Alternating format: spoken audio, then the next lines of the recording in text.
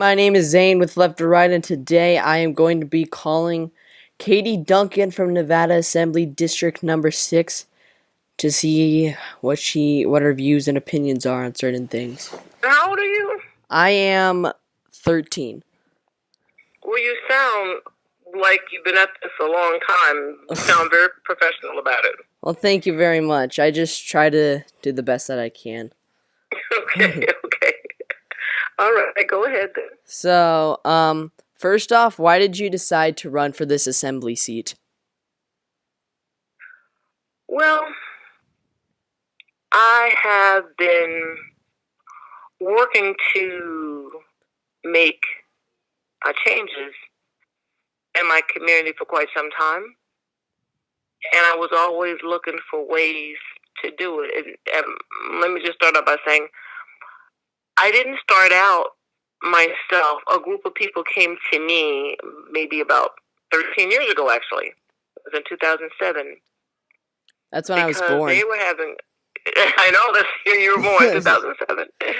And they came to me because they were checking their conditions in the community.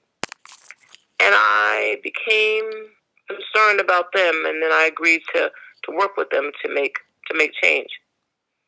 And so I've been working in different areas from different angles, trying to make the community better. And somewhere I learned in the process that in order to make a better community, I have to first become a better person. So I started working on myself, becoming a more spiritually grounded person, to pay more attention to my family, and to make myself whole. And then, realizing that once you become a good, whole person, you can unite with someone else who's good and wholesome, and then you can create a good and wholesome community. So it starts there. And as we move from being good people and good neighbors and good citizens, then we can start building good cities. And then, ultimately good states and good nations. So I've learned since 2007 to not be so concerned with what makes me happy, but what makes other people happy. Well, that's awesome that you spent all that time to focus on what the community needs instead of just entirely focusing on yourself, because that's what I'm trying to do. I'm just trying, because I've been focusing on myself a lot because I'm still a middle school student, and I've been focusing on myself a lot more recently because of online school instead of my family. So recently I've been hanging out with my family more. So and it's a good feeling to draw on the energy from your family. Yes, it really is, to spend more time with your family. And for you, your family is like your community that you're a part of. And also, yes, I have two children, two sons. And one of them is 44 years old. And he has a wife and two dogs. And then my thank you, my baby son, I call him my baby son, he's 23 years old. And so he just graduated from UNLV, and he's now teaching school back where he went to high school. Well, that's cool. He's enjoying his life. They're both enjoying their lives. They're very successful, in my opinion, and they're just having a good time. So being able to spend time with them is always a joy. Yeah, okay. My next question is, if you win this assembly seat, what policy will you push in the assembly that that you think needs the most primary focus right now? Well, I have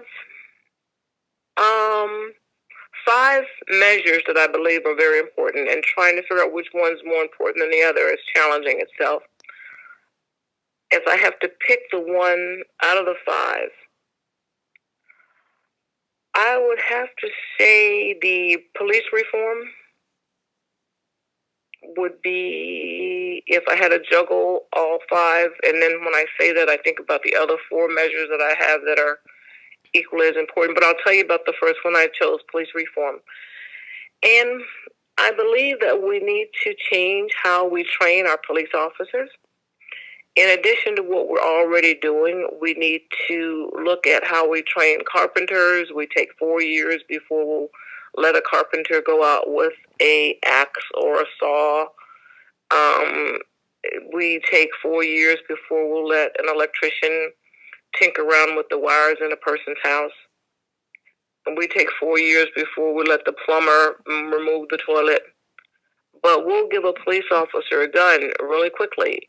And I believe that tool is just as challenging as the tools of the other trades. And so I believe we should give our police officers 4 years of paid apprenticeship program as well. I believe that young people starting as early as age 16 should be able to get paid a livable wage to learn effective peacekeeping. And so we would take those 4 years to actually train up a contingent or an army of well-trained people that are from our community to actually police our communities. And there's a lot of work that young people can do policing before they put on a gun. So part of that training I could see the martial arts, learning to swim, dive, ride a horse, ride a motorcycle, fly an airplane, tie a rope, climb a mountain, watch a movie and write a report. There's a lot of things that we can do to build young people into strong characters so that even if after 4 years they don't want to be a police officer, they can still use those skills to go on to be effective citizens. So I think out of the 5 measures that I would promote, having that 4-year paid apprenticeship program for peace officers would probably be number 1. Yeah, I think I can agree with that too, because I have a cousin who served in the military, and now he's a police officer, and he told me that being in the military kind of got him prepared to be a police officer. It's just being in the military is a little more life or death situation. So yeah. And imagine if they could get that military style training at age 16. At an early age. Yeah. I don't even know, listening to you, 13 could be, if they had more 13-year-olds like you, it could be 16-year-old or with an IQ, maybe. Thank you. Maybe they could be IQ score driven, yeah. Well, okay, so my next question is, do you see Nevada turning red, or do you think it's going to stay blue in this 2020 presidential election?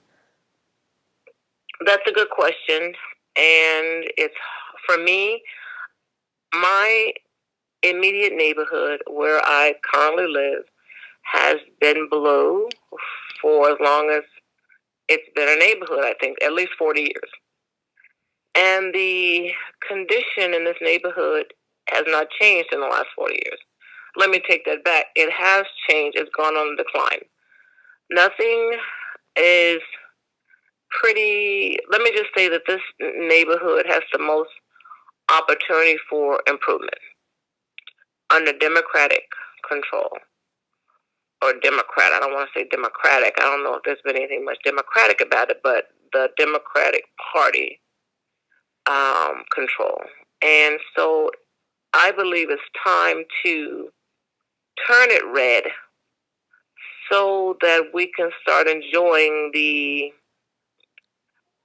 benefits of business ownership, the benefits of a vibrant, robust economy, the benefits of being more driven toward economic development.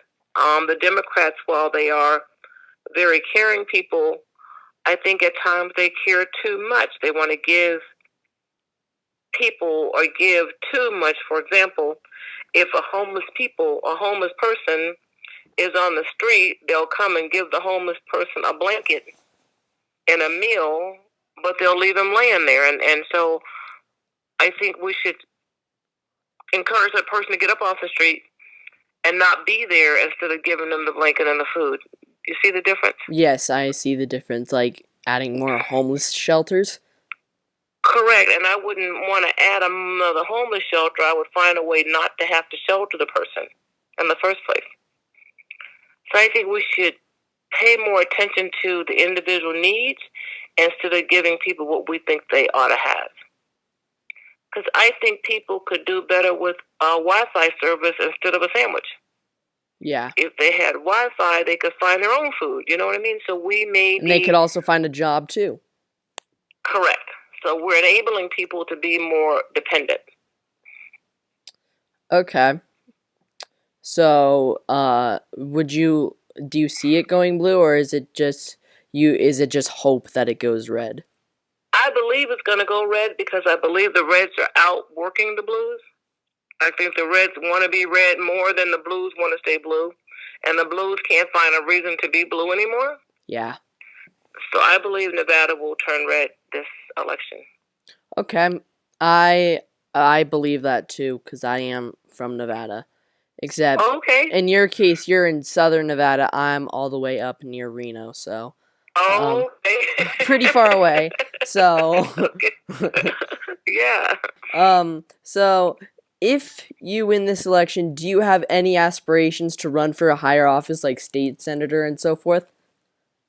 Well, I ran for state senator once.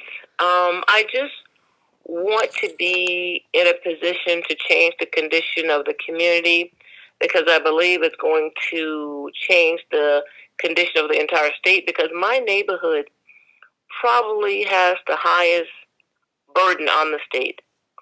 I haven't seen the statistics, but I would just imagine that we cost more in healthcare, more in incarceration, more in social services. I believe this district probably gets more of those types of things on the budget.